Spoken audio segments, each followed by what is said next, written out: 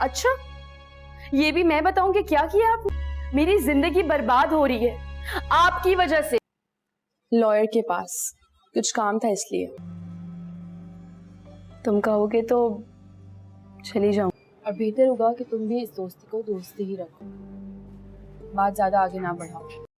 Drama serial बेलगाम की next आने वाली एपिसोड में आप देखेंगे कि रमशा को जब ये एहसास होगा कि कहीं ऐसा ना हो कि जैसा हमारी दोस्त के साथ हुआ है, उसके घर वालों ने उसकी डेड बॉडी तक को रिसीव करना मुनासिब नहीं समझा, तो ये ना हो कि मेरे घर वाले भी कहीं मेरे साथ ऐसा ही ना करें। मुझे कभी भी दुनिया की बातों में नहीं आना चाहिए। मुझे लगता है कि मुझे जल्दी से घर वापस चले जाना चाहिए। सुबह होते ही मैं घर चली जाऊंगी, इससे पहले कि बात और ज़्यादा बढ़ जाए। हो सकता है कि अभी तो अब्बू मुझे माफ़ कर दें और यकीनन वो मेरे माँ बाप हैं, मुझे माफ़ कर ही देंगे। रमशा ये सोचकर सुबह जैसे ही अपने घर के लिए निकलेगी, वो तो ये सोचेगी कि सब हंसी खुशी उसका इस्तकबाल करेंगे और उसकी गलतियों को माफ़ कर देंगे। लेकिन वहाँ पर तो रमशा के बाप को ये बात बर्दाश्त ही नहीं होगी कि लोगों ने अब उसे बात बे बात पर ताने देने शुरू कर दिए हैं कि वो एक ऐसी बेटी का बाप है जिसने उसकी इज्जत को सारे ज़माने में उछाल कर रख दिया है। जब वो घर आएगा तो कहेगा अपनी बीवी से, तुम जानती हो कि आज तुम्हारी बेटी की वजह से मैं जलील और रुसवा होकर रह गया हूँ। जिस पर कहेगी महनाज कि आप अपने दिल पर इतनी बात क्यों ले रहे हैं। जैसे ही